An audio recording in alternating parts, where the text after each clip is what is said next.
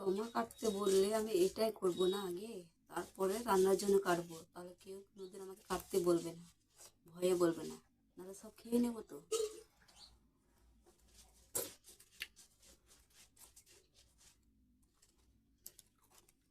খাবো, পেট ভরবে, তারপর রান্না করার জন্য কাটবো, যদি বেঁচে থাকে তো তারপরে কাটবো, না হলে সব শেষ করে দেবো, রাখবোই না, কাটবোই না।